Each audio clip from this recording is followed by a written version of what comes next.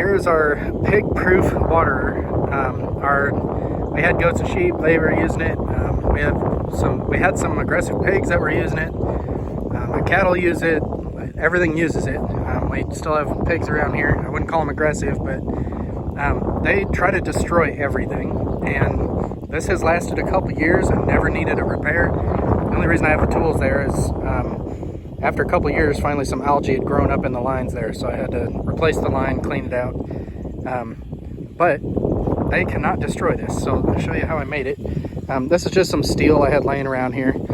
So in the bottom of this barrel, I drilled a hole with a brass fitting there coming out, and this is just PEX and coming over. And then I welded these rebar here so I can reach in there and replace that whatever and do whatever I need to do to it.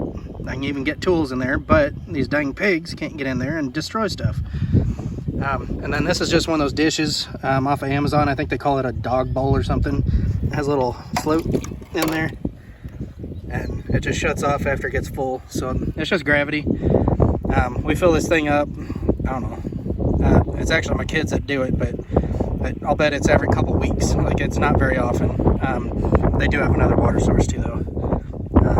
But that's just a wallow, so it doesn't always have water in it. So this is I'd say the primary water. The only thing I've ever had a problem with is the really aggressive pigs would push on this flap enough to pin it past. There's that little bump right there that stops the lid from going back too far. They'd push it back too far and pin that float from going up and down. But all I did was bend this flap back and it was good to go again.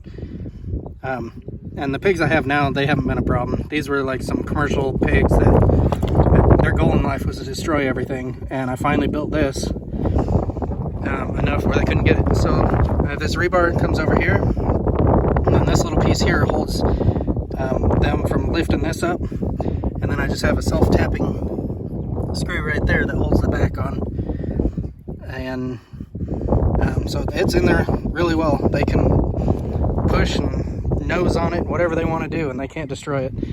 Now the barrel itself is just sitting in there.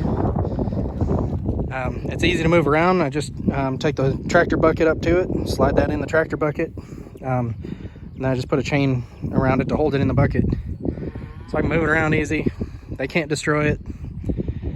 This has worked really well. So I went through a whole lot of ideas for watering mainly pigs,